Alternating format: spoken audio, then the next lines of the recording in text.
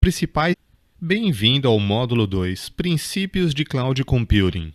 Neste módulo, você aprenderá quais são os princípios de uma Cloud Computing. Veremos 4 tópicos. No primeiro, o conceito de Cloud Computing. Você entenderá o que é Cloud, o que é virtualização e os principais tipos de Cloud Computing. No segundo tópico, a evolução de Cloud Computing, você entenderá os principais conceitos de cloud que foram desenvolvidos, o papel da rede de servidores, da internet, da virtualização e dos serviços gerenciados em Cloud Computing. No tópico Arquitetura de Cloud Computing, você compreenderá a arquitetura orientada a serviços, a arquitetura em camadas, multiusos e o data center. E no tópico Benefícios e limitações de Cloud Computing, você identificará os principais benefícios e limitações da computação em nuvem. O conceito de Cloud Computing. Cloud Computing ou computação em nuvem é um conceito genérico que envolve a entrega de serviços hospedados na internet. O nome Cloud Computing foi inspirado no símbolo da nuvem, que é muitas vezes utilizado para representar a internet. A definição mais próxima para Cloud Computing é representada como um tipo de computação escalável através de diversos recursos de TI, que entregam como um serviço sob demanda para os clientes externos que usam a internet. A Cloud Computing é o próximo estágio da evolução da internet, pois além de fornecer os meios através da infraestrutura, da tecnologia, aplicações e de processos, podem entregar ao usuário o que ele precisar, em forma de serviço. Esta evolução para a computação em nuvem já é uma realidade e pode mudar completamente a forma como as empresas usam a tecnologia para os clientes, parceiros e fornecedores dos serviços. Algumas empresas já têm recursos de TI quase que inteiramente na nuvem, mas isso não significa que todos os aplicativos, serviços e processos necessariamente devem ser movidos para a nuvem. Visão geral. Na síntese, uma Cloud Computing vai entregar um serviço aos seus clientes na internet, auxiliando o compartilhamento e seu uso de forma escalável e sob demanda, realizando a virtualização de seus recursos. Exemplos de Cloud Computing. Há dezenas de fornecedores de Cloud Computing na internet. E não deve ser nenhuma surpresa que alguns dos maiores nomes em computação em nuvem sejam algumas das maiores empresas do mundo da informática. Algumas delas são Google, Microsoft, Yahoo, Salesforce, IBM, EMC, VMware, entre outras. Cada qual separada por tipos de serviços oferecidos na nuvem, como as de mídias ou redes sociais, interatividades e jogos online, serviços de armazenamento de arquivos, CRM ou ferramenta de gerenciamento de relacionamento com clientes, serviços de e-mails e aplicações, virtualização e backup de dados. O que é Cloud Computing? Fornecedores de software e de hardware usam descrições diferentes para Cloud Computing, pois enquanto os fornecedores de hardware dizem que é para diminuir os custos, aumentar a agilidade, simplificando as operações, gerenciar e garantir a resiliência, os fornecedores de software dizem que é para dar às aplicações maior escalabilidade e confiabilidade sob demanda. Independente das diferentes visões dos fornecedores, podemos considerar então que uma Cloud Computing viabilizará, de forma eficiente e ágil, o acesso e compartilhamento dos usuários a um conjunto virtual de recursos de TI de um data center remoto, através das arquiteturas de nuvem. Segundo a definição da ACM, Association of Computing Machinery, a nuvem é como um grande conjunto de recursos virtualizados de fácil utilização e acessível, como plataformas de hardware, desenvolvimento ou serviços. Esses recursos podem ser dinamicamente reconfigurados para se ajustar a uma carga variável ou escala, permitindo também uma melhor utilização dos recursos. Este conjunto de recursos é tipicamente explorado por um modelo pay-per-use, ou seja, pagar para usar, em que as garantias são oferecidas pelo provedor de infraestrutura por meios de SLAs personalizados. Essa definição da ACM é bastante ampla e ainda inclui alguns termos como um conjunto de recursos virtualizados de fácil uso, utilização de recursos de forma escalável, o uso do modelo pay-per-use que sugere que o elemento custo envolvido na nuvem seja feito pelo seu uso ou pelo processo de custos. O que Cloud Computing não é? Para que não existam dúvidas do significado de uma Cloud Computing, é necessário ponderar alguns conceitos, principalmente tomando cuidado nas verdades absolutas, como, por exemplo, acreditar que o fato de se ter uma virtualização em um servidor já tem garantido uma Cloud Computing. Este item é o início, um dos componentes-chave, mas não é só isso, deve haver outras características implantadas.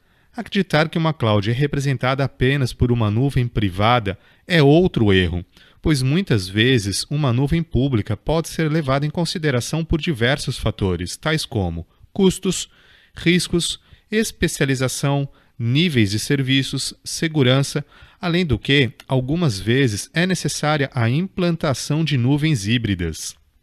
A ideia que sempre pouparemos dinheiro pode ser realidade em muitos casos, mas devemos considerar uma meia-verdade, pois algumas vezes faltam orçamentos para a implementação ou até mesmo não sendo o objetivo inicial, mas secundário e observado depois de um tempo da implantação. O fato de se ter uma cloud privada não exime da gestão de recursos e dos processos, mesmo porque a terceirização exigirá novas competências e novos processos de gerenciamento. Uma cloud privada, por exemplo, não é definida apenas pela sua localização, ou seja, se os recursos estão fora de casa, não significa é considerado uma nuvem, pois existem outros fatores, principalmente quando mencionamos que esses recursos são apenas a infraestrutura, pois existem diversos modelos e arquiteturas, como o PaaS, SaaS e IaaS, que veremos em breve neste material. Noções fundamentais da Cloud Computing. Enquanto a computação em nuvem é definida de forma diferente de acordo com cada ponto de vista, a definição de Mike Martin, diretor da Cloud Computing da empresa Logicalis, é muito preciso do ponto de vista prático. A nuvem, independentemente do provedor, é essencialmente uma forma em que os serviços de TI são prestados ao usuário final. É prático, pois menciona termos como serviços que usam tecnologia da internet de forma escalável, elástico, compartilhável e é medido pelo uso dos recursos virtuais. Diz ainda que não é um produto que se compra, não é uma habilidade e não é uma tecnologia. Ele resume dizendo que é um modelo de entrega. Virtualização. Qualquer discussão sobre computação em nuvem normalmente começa com a virtualização, pois ela separa os recursos e serviços do ambiente físico. No entanto, antigamente era comum nos importarmos onde as coisas estariam localizadas. Mas com a Cloud Computing, as empresas estão migrando de um local fixo para um local virtual. Não importa mais onde os dados estão localizados na nuvem, contanto que possam ser acessados e utilizados assim que necessário. Além da independência de localização, a virtualização do data center também pode proporcionar benefícios na recuperação de falhas do sistema e permitindo o movimento das aplicações de um local para o outro. Algumas plataformas de virtualização permitem uma realocação, se necessário, de serviços e dados sem a interrupção do acesso pelo usuário. Sem a virtualização, a nuvem torna-se muito difícil de ser gerenciada, pois os recursos estão separados de suas implementações físicas. Principais características da virtualização. Algumas das principais características da virtualização incluem a flexibilidade ou a disposição de um sistema, por exemplo, poder ser alterado e modificado sem danos para o mesmo, ou ainda, se um aplicativo não for capaz de realizar mais o seu trabalho, você pode alternar para outro facilmente, sem impacto. Expansibilidade, ou a capacidade de se tornar expansível de acordo com a demanda, elasticidade ou a capacidade de aumentar ou diminuir um recurso de computação em tempo real, com base na necessidade e na centralização de recursos tais como a memória e o processador de um servidor.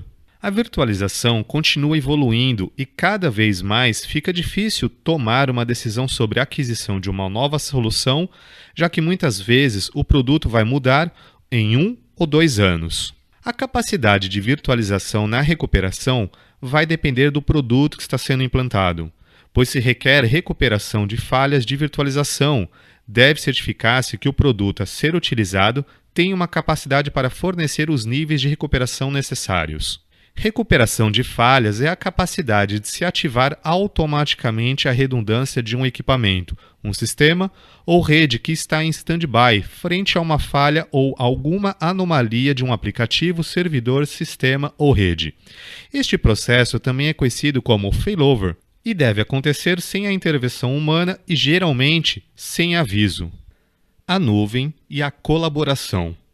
A nuvem como um extensor de alcance. No passado, as redes eram definidas como intranet, extranet e internet. Os usuários pesquisavam recursos, enviavam um e-mail e, ocasionalmente, faziam a interface com os fornecedores e clientes pela internet. Quando havia esta interface entre as organizações, era feita através da extranet. Era uma área protegida, que havia uma limitação nas capacidades da aplicação, onde os clientes podiam, por exemplo, fazer pedidos usando a capacidade da extranet. Hoje, com os dados e aplicativos na nuvem, a extranet não precisa mais ser definida, pois esta colaboração entre as organizações é feita no ambiente de cloud. Com a nova definição para a nuvem, a Cloud Computing tornou-se uma ferramenta de colaboração. A nuvem como um facilitador na comunicação. Com recursos na internet, fornecedores e clientes podem interagir com os funcionários através de serviços baseados na nuvem. Com a disponibilidade de Wix e blogs, permitem aos clientes manterem a organização informada sobre diversas questões e muitas vezes podem fazer recomendações. O intercâmbio aberto de ideias promove uma relação mais forte entre o cliente e a organização. A nuvem como um facilitador do funcionário. Outra característica importante da nuvem é a capacidade de tornar os funcionários mais produtivos, já que possibilitam acesso ao escritório virtualmente e de qualquer lugar. Sem instalar software de VPN em um computador home office, os funcionários podem realizar a interface com sistemas corporativos e serem mais produtivos, sem a necessidade de entrar no escritório fisicamente. Nuvens públicas, privadas e híbridas.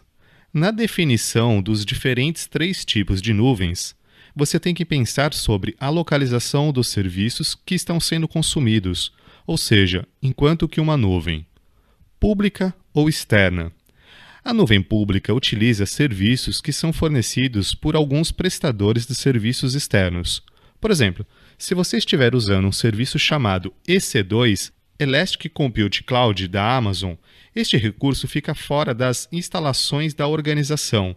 E para obter o acesso a esse recurso, deve-se utilizar da navegação na internet, privada ou interna. Sua organização também pode construir uma nuvem privada, adquirindo o número de licenças dos produtos Microsoft Office e instalando os produtos em um servidor central. Os usuários que quisessem acessar o Word da Microsoft começariam uma sessão no desktop remoto e fariam login no servidor onde os produtos Microsoft Office estão instalados. Esta implementação, onde os serviços são locais em uma organização, é considerada uma implementação de cloud privada. E a nuvem híbrida. Em uma nuvem híbrida, você pode ver o software aplicativo hospedado nos servidores locais, mas os dados utilizados pelo aplicativo estão hospedados em um servidor de nuvem pública. A nuvem híbrida utiliza os serviços locais e remotos na sua implementação. A evolução da Cloud Computing. Neste tópico, você entenderá que os conceitos de Cloud Computing foram herdados dos mainframes, dos mini-computadores, até a evolução da internet como é conhecida atualmente. Visão geral. Como a maioria das coisas no mundo da informática, a nuvem ocorreu, não foi planejada. Ela aconteceu através de uma descoberta acidental. Uma vez que a maioria dos computadores das empresas está ligada à internet, alguém pensou que seria útil o armazenamento das informações de algum desses computadores em um local fora da organização. Então, alguém decidiu hospedar aplicativos desses computadores na internet, e foi assim que surgiu a nuvem. A computação em nuvem hoje evoluiu em 8 mini passos, sendo que cada uma dessas etapas foi baseada em uma necessidade, tais como no aumento da capacidade computacional e conectividade. Enquanto a necessidade se expandia, a capacidade de computação se ajustava a essa demanda. Esses passos foram baseados então na criação do mainframe, no sistema de comunicação, no minicomputador, na rede LAN, no microcomputador, na internet, na virtualização e, finalmente, até a chegada da nuvem. Parte da base de compreensão da nuvem é entender de onde a nuvem surgiu e como se tornou o que ela é hoje. A evolução da computação no início dos anos de 1940 e 1950 até a internet no início do ano de 2000 levou apenas 60 anos. Mainframes autônomos. O mainframe standalone ou autônomo foi desenvolvido durante os anos de 1950 e 1960. Inicialmente, cada computador era alocado para uma única tarefa. Com a entrada dos cartões e a saída para a impressora, alguns dos primeiros computadores foram apenas substituições de calculadoras. O poder de processamento destes computadores foi expandido. Com isso, tornaram-se disponíveis outros dispositivos periféricos, como a fita magnética e as unidades de armazenamento em disco magnético.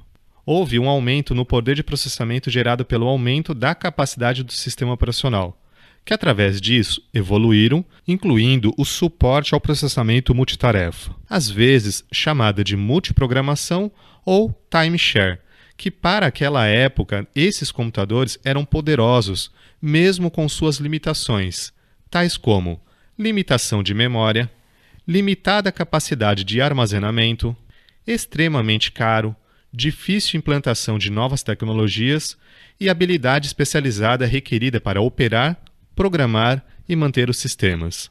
Mais tarde, se tornaram disponíveis os conceitos como virtualização e multiprocessamento, e fornecedores como a IBM lançaram sistemas operacionais que previam implementações virtuais e multiprocessamento simétrico, ou seja, o sistema operacional que controlam e gerenciam diversos processadores e memórias compartilhadas, não precisando de um novo hardware para controlar esses recursos.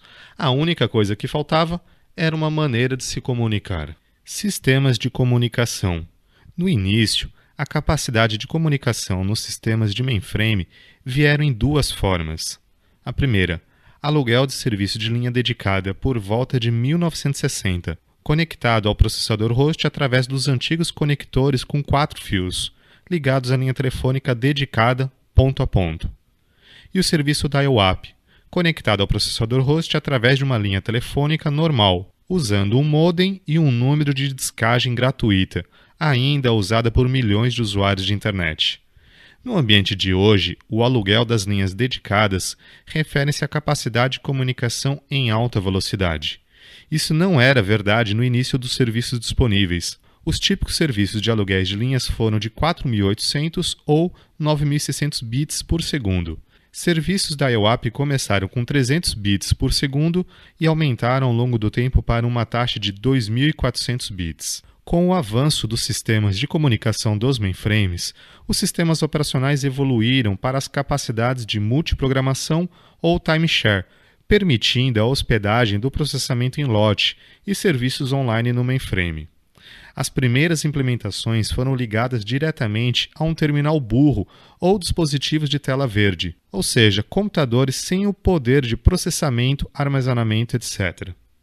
Os controladores de comunicações, pequenos computadores especializados, foram implementados para fazer interface com os sistemas de comunicação. Os protocolos de comunicação especializados também foram desenvolvidos para acesso ao terminal remoto. Local Area Network. O desenvolvimento da LAN, Local Area Network ou rede de área local, foi impulsionado pela necessidade de uma comunicação com maior velocidade ou a interligação entre os minicomputadores em um ambiente local.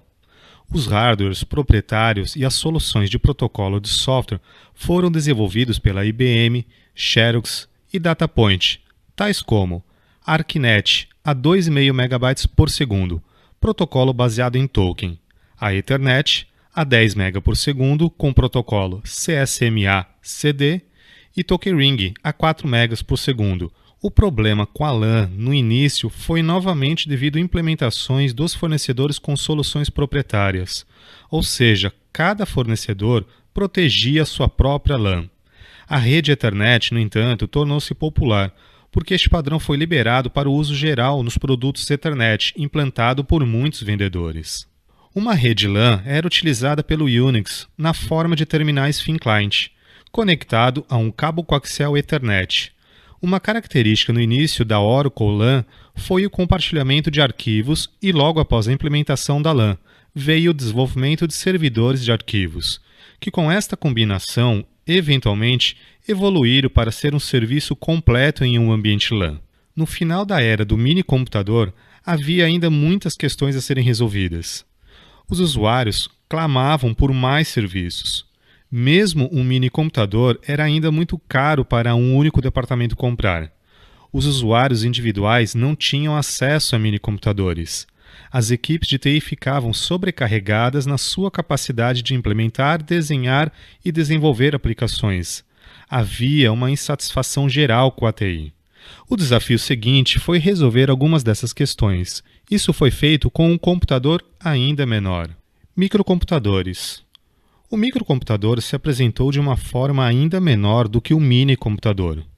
O computador DataPoint 2200, no início de 1970, veio com a capacidade de realizar atividades independentes dos mainframes, com sua própria capacidade computacional, futuramente originando o PC, ou Personal Computer, ou seja, ele foi o embrião para um conjunto de instruções do x86, se destacando da seguinte forma: um ambiente com uma interface única para o usuário, daí a convenção do nome para PC, um sistema operacional rudimentar que controlava as funções de entrada e saída e pouca memória e capacidade de armazenamento. A velocidade da evolução do microcomputador ou PC foi notável.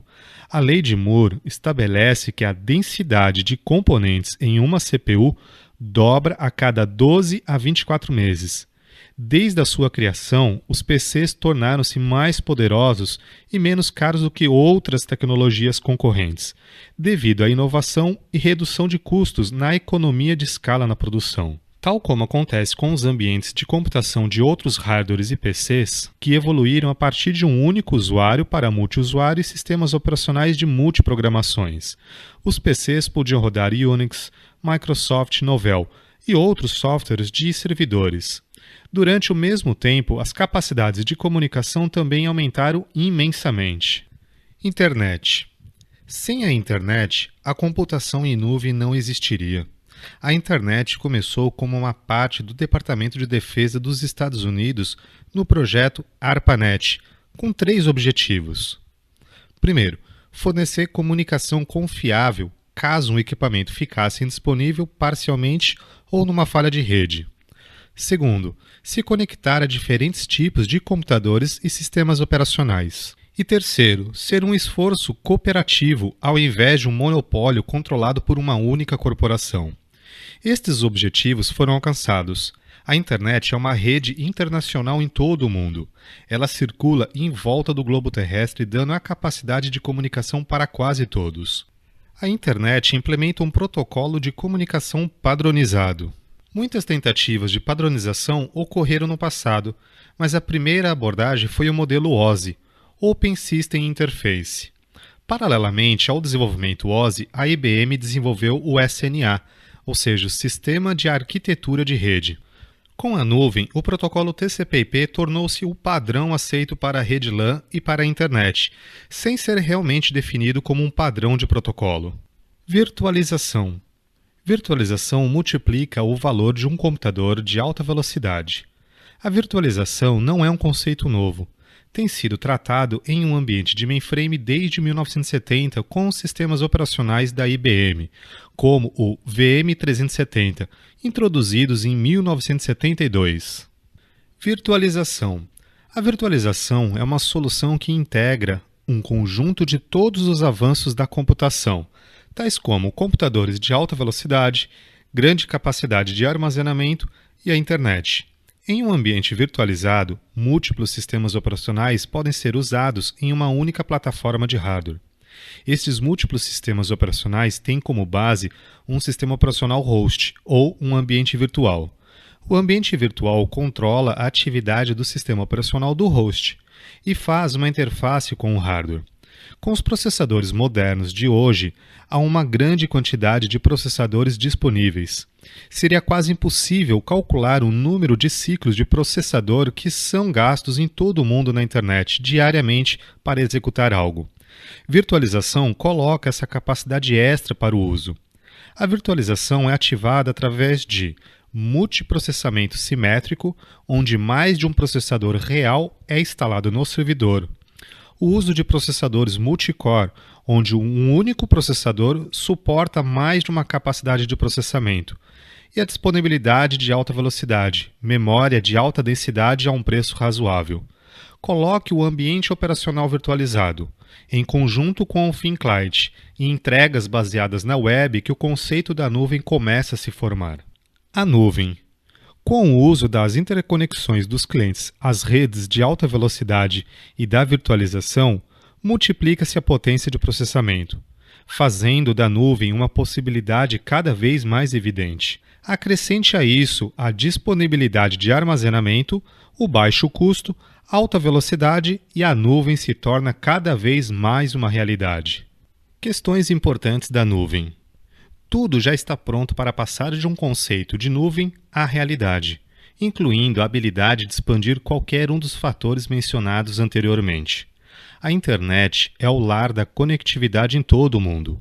Como acontece com qualquer rede, a internet tem certas questões que devem ser enfrentadas durante o projeto e implementação, tais como largura de banda adequada, latência, ou seja, o tempo de percurso de uma informação que sai da sua origem e chega ao seu destino, evitar ataques aos serviços e interceptação dos dados.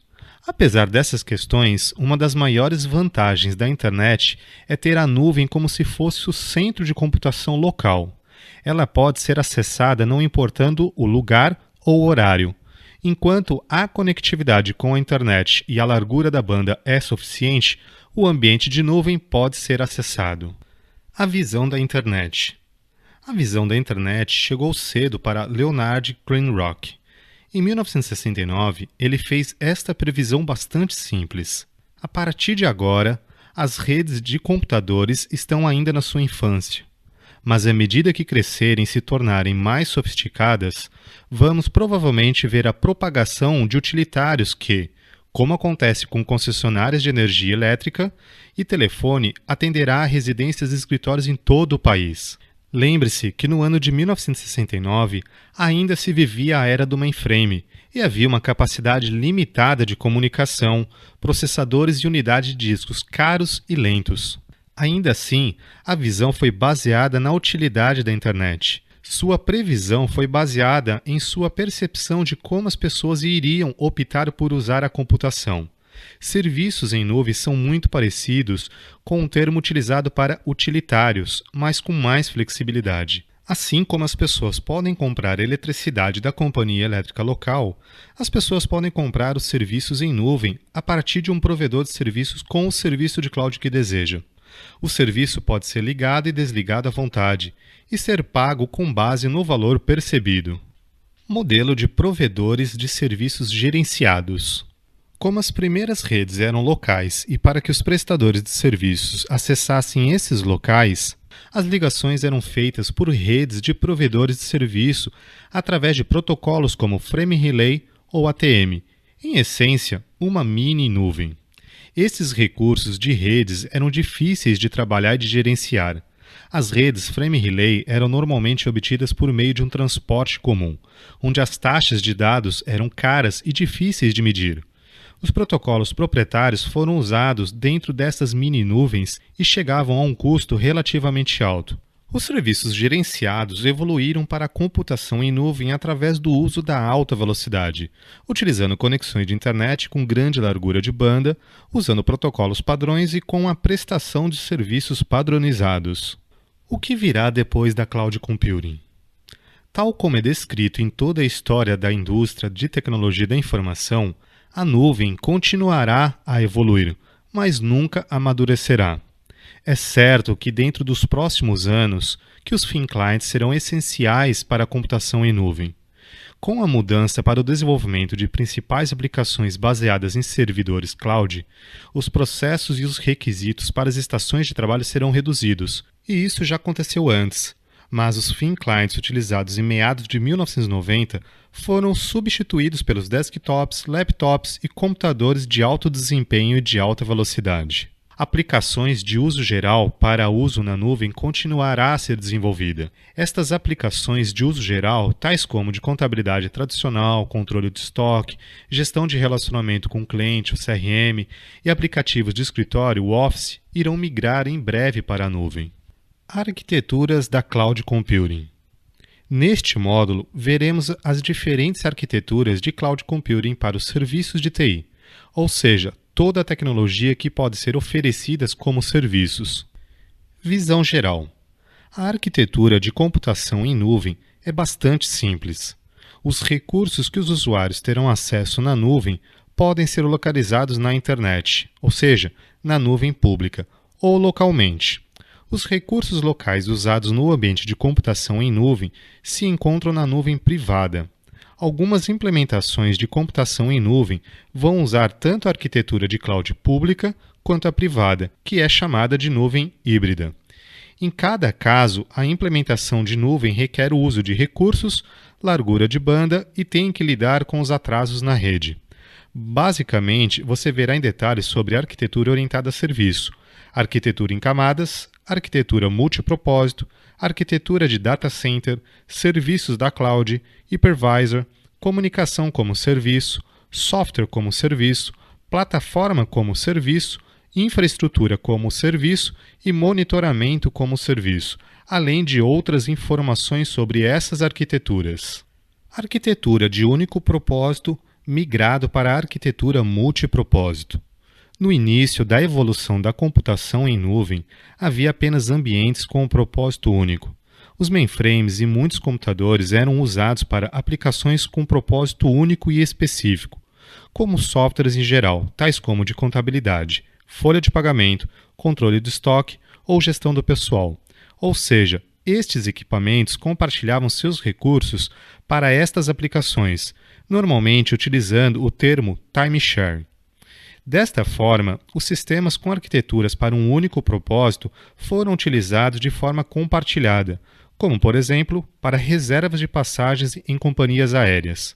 Uma série de fatores diferentes desencadeou a expansão do ambiente de propósito único para o multipropósito, onde quase e qualquer aplicação podia rodar em um servidor. Dependendo da capacidade necessária, ambientes multipropósitos podiam fazer uma interface para dispositivos de grande armazenamento e existem também interfaces que trocavam informações entre mainframes e dispositivos de computação em nuvem. Arquitetura orientada a serviços. SOA. O termo SOA significa Service Oriented Architecture. Lida com o conceito de desenho e com o resultado final, que vai permitir uma interface com os serviços. Para entender o que é SOA, é necessário primeiro definir o que é um serviço. Os serviços em SOA são aqueles serviços de negócios numa situação típica de TI. Por exemplo, um aplicativo pode ser desenvolvido para atualizar um elemento no banco de dados. Essa atividade não faz parte do SOA. No entanto, em outro caso, um aplicativo pode ser desenvolvido para acessar uma função de faturamento hospedado em outra empresa. Isso sim seria um serviço. Um termo comum é o SOA flexível, ou seja, a aplicação de uma organização pode usar um serviço de outra organização, das seguintes formas: com uma quantidade razoável de informação e com um protocolo que permite a troca entre a organização e prestadora de serviços. A fim de implementar o SOA, a arquitetura deve atender os seguintes critérios. Os serviços devem ser capazes de se comunicar um com os outros, a interface deve ser bem compreendida e um processo de comunicação orientado à mensagem deve existir. Isso se dará com tecnologias de web services. As mensagens utilizadas em implementações SOA são muitas vezes referidas como objetos. Um objeto tem atributos e métodos, e a maioria dos objetos irão implementar um único método ou função. Por exemplo, uma rotina de conversão de data só vai converter datas, e não vai converter moedas, por exemplo. Um serviço de faturamento pode ser utilizado por diversas empresas para o seu faturamento, incluindo muitos tipos diferentes de produtos e serviços. Serviços da cloud. Oferta de serviços em nuvem são oferecidas de diversas formas. E as 5 ofertas de serviços mais comuns em nuvem são o KaaS, Communication as a Service, voltada à comunicação.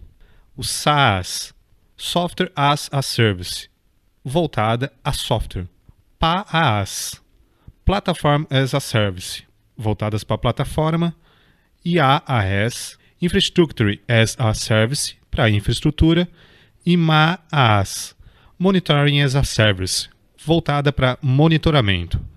Comunicação como serviço. O KaaS representa o uso e aplicação da comunicação como serviço, que são fornecidos por prestadores de serviços localizados fora da organização, para os serviços de VoIP, Voz sobre IP, IM, Instant Messaging e as telecomunicações com vídeos. Apesar de não ser reconhecido como um provedor de serviço de comunicações corporativo, o Skype pode ser visto como um provedor de serviços de comunicações para usuários individuais. No mundo corporativo, o KaaS, ou SIP Trunking, como é comumente chamado, é disponibilizado a partir de grandes e especializados fornecedores de comunicações, como a Sprint e a XO Communication.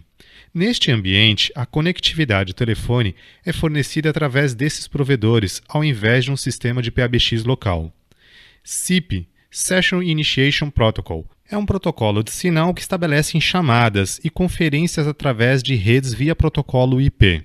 O SIP Trunking é um serviço prestado por um ITSP, ou seja, Internet Telephone Service Provider, que permite que as empresas com o PBX instalado possam usar as comunicações em tempo real, incluindo o VoIP. Software como serviço.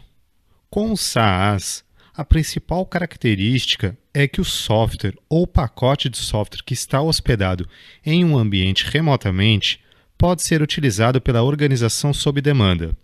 Por exemplo, você pode optar por utilizar o Salesforce para rastrear os relacionamentos com seus clientes através do seu software de CRM. Todo o software, os dados e as informações associadas são armazenados no servidor Salesforce.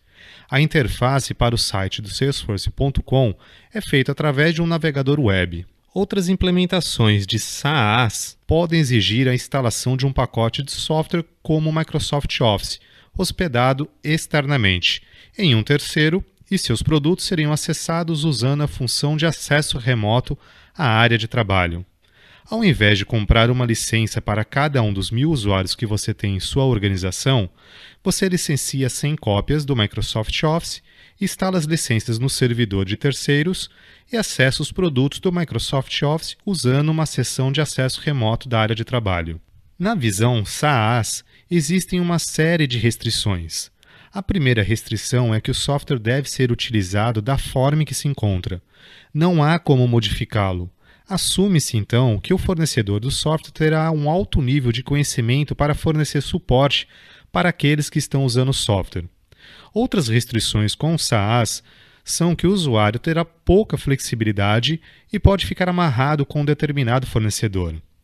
O termo mashup ou plugin é utilizado para descrever uma situação onde o SaaS é utilizado para dar suporte a aplicativos internos. Por exemplo, a equipe de programação local pode realmente escrever softwares de interface para esconder dos usuários o fato que ele está usando um pacote de software externo, ou seja, o software externo sendo utilizado como uma aplicação interna, resultando no que foi mencionado em uma nuvem híbrida. Plataforma como serviço. O PaaS, plataforma como serviço, é definido com base na visão do usuário. Em muitos casos, o PaaS é usado para o desenvolvimento de aplicações. pois ao invés da aquisição de hardware e software para os programadores locais usarem, as organizações contratam um provedor de serviços para os recursos de computação, conforme a necessidade. Quando um projeto de desenvolvimento de software acaba, os recursos são devolvidos ao fornecedor de serviços de cloud, assim eliminando qualquer tipo de investimentos adicionais em hardware e software. Em alguns casos, o PaaS tem desvantagens, já que a plataforma que está sendo usada para desenvolver o software pode ter características especiais que não são encontradas em outros fornecedores. Por outro lado, o menor custo de desenvolvimento pode muitas vezes superar os aspectos negativos. Infraestrutura como serviço. IaaS, também conhecido como HaaS com H, de Hardware as a Service, é um ambiente onde a maioria das pessoas está mais familiarizada. O cliente aluga o hardware que precisa de um provedor de serviços, e este hardware pode ser físico, real, ou processadores virtuais para implementar servidores. O cliente também pode precisar de outros equipamentos de rede, como roteadores ou switches, dependendo do ambiente. Componentes típicos, tais como a disponibilidade de CPU e disponibilidade de armazenamento, são elementos-chave do ambiente IaaS. Empresas com essas soluções, como uma das líderes do mercado, a Rackspace, oferecem infraestrutura tais como e-commerce, locais para armazenamento de dados sensíveis, nuvens privadas gerenciadas ou gerenciamento de configuração de servidores, assim como serviços de hospedagem. Monitoramento como serviço. O MaaS não é comumente discutido como um tipo de monitoramento de recursos na nuvem. Porém, é um serviço que já existe há vários anos. Em um ambiente MaaS, um serviço de monitoramento de terceiros é utilizado para monitorar remotamente e controlar a utilização de um servidor interno e externo, incluindo utilização dos discos, de aplicações e das redes de voz e dados. No MaaS, a tarefa de monitoramento propriamente dito requer um conjunto de habilidades especiais que não são encontradas em muitas organizações.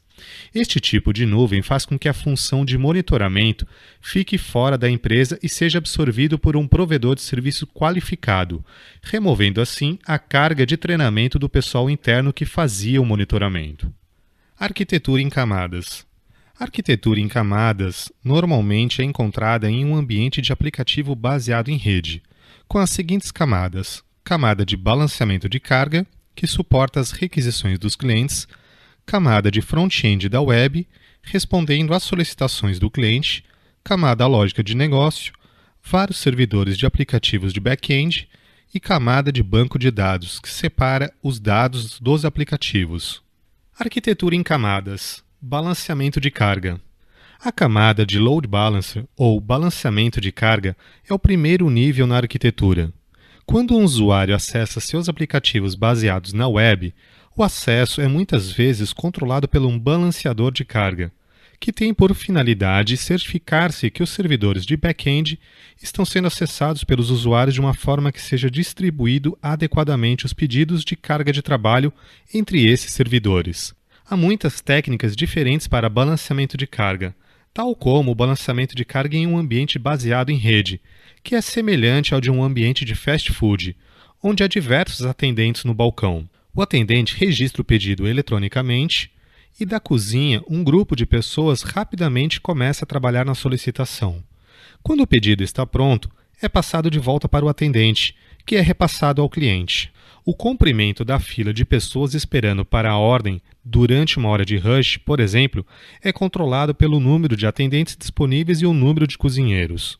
Relativos a este exemplo, um usuário de computador com um pedido para um aplicativo baseado na web, ou seja, o pessoal do balcão, será normalmente suportado por vários servidores back-end, ou seja, os cozinheiros. Arquitetura em camadas. Front-end da web.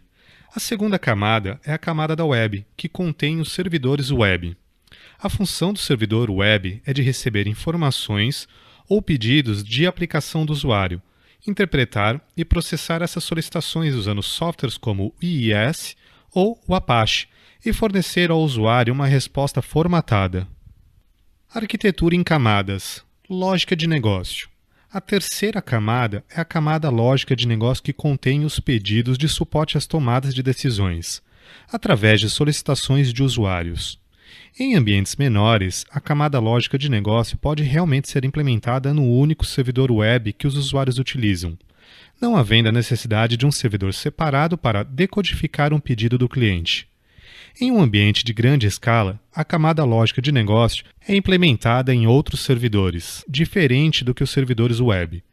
Isto permite o desenvolvimento de capacidades em larga escala. Imagine um ambiente de grandes empresas com 200 servidores da web, que podem ser apoiados por 25 servidores lógicos de negócio, fornecendo suporte aos aplicativos nas solicitações dos usuários. A falha de um único servidor web ou um único servidor lógico não trará tanto impacto na nuvem, fornecendo aos desenvolvedores um ambiente mais suportável. Arquitetura em camadas. Banco de dados.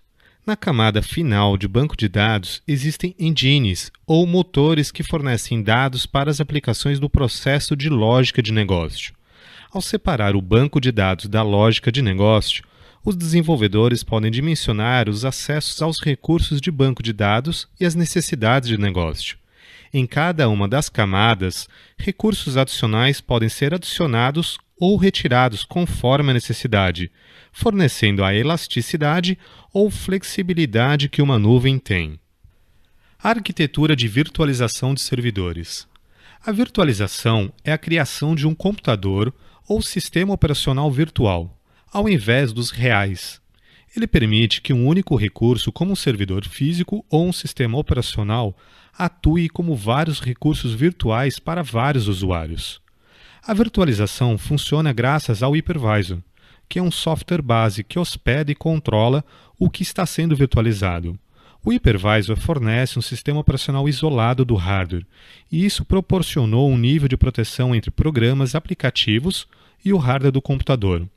O sistema operacional também fornece serviços de segurança, agendamento de tarefas, gerenciamento de memória, gerenciamento de processamento de threads e uma série de outras funções. Essencialmente, o sistema operacional é um mecanismo de proteção do ambiente. No hypervisor, como fundamento da virtualização, é ser um sistema operacional reduzido, com responsabilidade em gerenciar cada um dos sistemas operacionais hospedeiros como se fosse uma aplicação. O hypervisor. O hypervisor é chamado desta forma porque, conceitualmente, é o responsável total pela execução em um nível maior do que um programa de supervisão, que já supervisiona as entradas e saídas, controla as rotinas, o processamento, etc. Ou seja, chamado de hypervisor porque prevê o gerenciamento da virtualização do hardware. Também chamado de VMM, Virtual Machine Monitor, monitor de máquina virtual. Um hypervisor usa uma técnica de virtualização do sistema, que permite que vários sistemas operacionais ou convidados, conhecidos também como guest, sejam executados simultaneamente em um único computador host. A principal função do hypervisor é compartilhar os recursos entre os vários sistemas operacionais ou convidados. Características hypervisor. A característica principal do hypervisor, neste caso, é o ambiente multiprotegido. Os múltiplos convidados são protegidos um do outro. A memória alocada para um convidado não é visto por outro. O acesso ao hardware de um não entra em conflito com o acesso ao hardware de outro convidado. A capacidade de comunicação, como uma rede LAN, pode ser compartilhada entre os vários convidados, ou pode ser atribuída exclusivamente a um ou todos os convidados, dependendo das necessidades da execução. Os recursos do hypervisor vão variar de implementação para implementação, podendo atuar como um substituto de um sistema operacional, interceptar as chamadas dos sistemas operacionais ou operar como o próprio sistema operacional, dependendo do tipo de hypervisor. Tipo 1 do hypervisor. Um sistema operacional instalado em uma máquina física é chamado de hospedeiro, ou host, enquanto as máquinas virtuais são chamadas de convidados, ou guest. Então, um sistema host significa que há uma máquina física rodando o sistema, e o software que irá receber as máquinas virtuais. Enquanto o sistema guest tem máquinas virtuais sendo executadas no sistema host. Cada sistema guest faz parecer que existe realmente uma máquina física exclusiva para ele. Então, o papel do hypervisor é atuar como o software que desvincula o sistema operacional e os aplicativos de seus recursos físicos. Os hypervisors normalmente são implementados de uma das duas maneiras. Tipo 1. Hypervisor nativo. O hypervisor executado diretamente no hardware do host, ou seja, do hospedeiro, para controlar o hardware e monitorar sistemas operacionais guest, ou dos convidados. O tipo 1 é visto como o principal, como um sistema operacional principal e o sistema operacional guest que seria executado em um nível acima do hypervisor. O tipo 1 do hypervisor foi o CP/CMS, desenvolvido pela IBM na década de 1960, ancestral do IBM Z/VM. Um tipo moderno do hypervisor é o Xen, Hyper-V ou hypervisor da VMware. É geralmente utilizado para produzir resultados aproximados a um equipamento real, em se tratando de velocidade de desempenho. Por isso que o tipo 1 do hypervisor encontra-se apenas entre as máquinas virtuais e o hardware.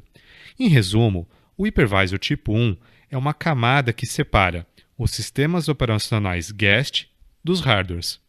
As aplicações hospedadas nos sistemas operacionais guest devem, primeiro, passar as solicitações para o sistema operacional guest, em seguida, passar a solicitar o acesso ao hypervisor, que passa para o hardware. Tipo 2 do hypervisor.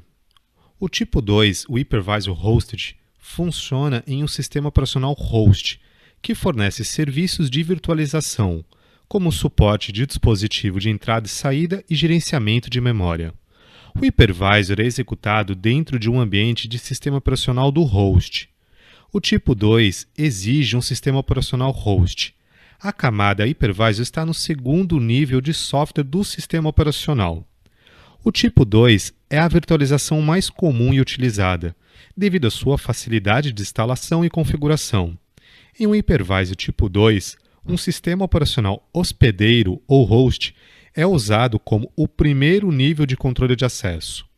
O hypervisor tem funcionalidade limitada quando comparada com as possibilidades de um sistema operacional completo, pois se compromete na enorme tarefa de gerir a interface entre os sistemas operacionais e o hardware, além de não terem diversas funcionalidades complexas encontradas em um ambiente operacional completo. Nem sempre o hypervisor suporta interfaces gráficas e suas funções de segurança são severamente diminuídas porque a segurança em um ambiente hypervisor é de responsabilidade dos sistemas operacionais guest ou convidados. Por exemplo, um sistema operacional Linux ou Windows pode ser o primeiro instalado no hardware. Este sistema operacional pode ser totalmente funcional como um sistema de computador independente ou standalone, que também cedia o segundo nível. No segundo nível de controle de acesso, algum tipo de hypervisor seria instalado no Linux. O hypervisor é essencialmente um sistema operacional guest ou algum aplicativo para o Linux ou Windows. Tem sido uma prática comum instalar o hypervisor e outros programas que são gerenciados pelo sistema operacional de base. O ponto fraco deste projeto é que o hypervisor vai competir o acesso e recursos com a aplicação e programas em execução no sistema operacional de base, ou seja, o do host. O terceiro nível de controle de acesso são os sistemas operacionais convidados, instalados em cima da função hypervisor. Todas as aplicações rodando nos sistemas operacionais hóspedes ou os hosts negociam com o seu próprio sistema operacional do host. Estas aplicações, por sua vez, negociam com o hypervisor, que negocia com o sistema operacional do host para o acesso aos recursos do sistema. Arquitetura de data center para cloud. Ao se atentar aos requisitos para um data center, há uma série de diferentes fatores que devem ser considerados. Por exemplo, se o data center é para apoiar o seu ambiente de nuvem interna, é necessário ter capacidades suficientes de comunicação, tais como internet pública, dentro do ambiente de uma nuvem, considerando o encaminhamento a uma nuvem partindo de uma nuvem interna ou uma nuvem externa, e da intranet, nuvem privada, dentro de redes internas, analisar a forma de transmitir dados através da rede local. Deve-se avaliar na arquitetura de um data center para cloud como os dados e as informações serão roteados, ou seja, movimentados de dentro para fora e de fora para dentro da organização, principalmente pelos seguintes aspectos: questões de segurança, confidencialidade, integridade e proteção contra invasão, por exemplo, e a velocidade que estes dados trafegarão pela banda disponível. Benefícios e limitações da cloud computing. Em termos financeiros de economia, a computação em nuvem promete muitas coisas, entre elas o modelo chamado de pay-per-use, ou seja, paga-se o que usar, além de soluções escaláveis com formatos flexíveis e eficientes. Por exemplo, imagine a necessidade de uma plataforma ou infraestrutura para um projeto que contemple a execução do desenvolvimento e teste de um novo aplicativo, por apenas um período de tempo limitado. Por outro lado, existe uma forte dependência da computação em nuvem com a internet, consequentemente, podendo acarretar queda de velocidade, a latência e influenciar diretamente no desempenho de um aplicativo.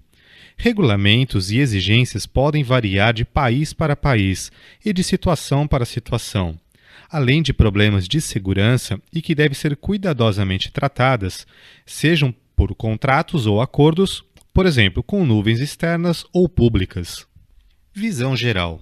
Neste tópico, veremos cada fator limitante e os benefícios de se manter uma nuvem, tais como os custos, espaço para armazenamento, flexibilidade, manter uma TI verde em troca da redução de energia e equipamentos, mobilidade, requisitos de segurança, limitações quanto à localização dos dados, privacidade, a dependência da internet e o processo de migração para dentro ou fora da nuvem.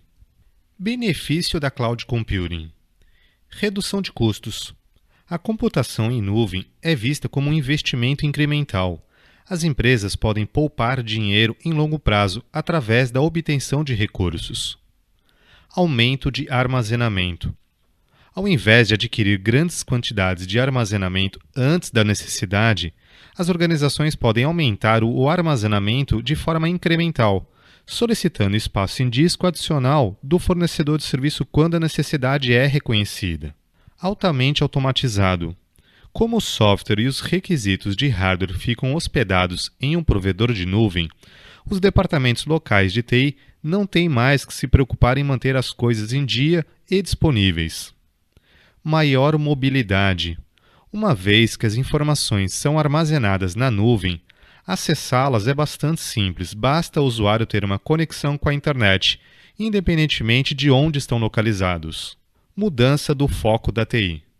Uma vez que a responsabilidade do ambiente de computação tem, essencialmente, deslocado para o provedor de nuvem, os departamentos de TI podem agora se concentrar mais nas necessidades da organização e no desenvolvimento de aplicações estratégicas e táticas, e não nas necessidades operacionais do dia a dia. Rumo à TI verde. Ao liberarem os espaços físicos, a virtualização dos aplicativos e dos servidores contribui para a redução de equipamentos, assim como a necessidade de ar-condicionado, consequentemente, menos desperdício de energia elétrica. E manter as coisas atualizadas. Similar à mudança de foco da TI, este benefício acontece em virtude das novas exigências dos prestadores de serviços de nuvem. Ou seja, o foco dos prestadores é acompanhar e manter as mais recentes ferramentas e técnicas para o contratante. Limitações da cloud computing. As diversas áreas problemáticas para os ambientes de computação em nuvem são: segurança. Como os dados não estão mais em sua própria organização, a segurança torna-se uma questão primordial e perguntas devem ser respondidas, tais como: os dados são protegidos de forma adequada? Existe um sistema à prova de hacker? Você consegue cumprir com os requisitos regulamentares e governamentais para a privacidade? Como você descobre o vazamento de informações? Note também que a governança corporativa estará sempre muito preocupada com os dados que são armazenados fora da organização. Outra limitação: localização e privacidade dos dados. Onde estão armazenados os dados? Como os dados são armazenados? O provedor tem segurança adequada para os dados nos locais onde eles estão armazenados? Mais uma limitação: dependência da internet. Já que os recursos de cloud não estão disponíveis na rede local, você tem que se preocupar com a disponibilidade da internet. Se você perder o acesso à internet, o que acontece ao seu ambiente de computação em nuvem?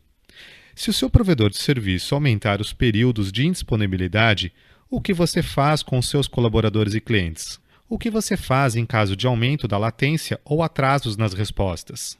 Limitação de níveis de disponibilidade e de serviço. A maioria das organizações está familiarizada com os acordos de nível de serviços. O acordo de nível de serviço especifica a quantidade da capacidade de serviço que alguém tem em fornecer, juntamente com as sanções por não fornecer esse nível de serviço. Como você pode ter certeza de que o prestador de serviços em nuvem tem recursos suficientes para manter um acordo de nível de serviço que você assinou com eles? Outro: migração das aplicações de negócio. Você consegue migrar seu aplicativo para as plataformas internas da sua organização de um fornecedor de cloud? Quais os esforços para transferir as informações armazenadas em seus sistemas e usá-los em um provedor SaaS na nuvem? Você pode recuperar o custo de uma maneira eficaz?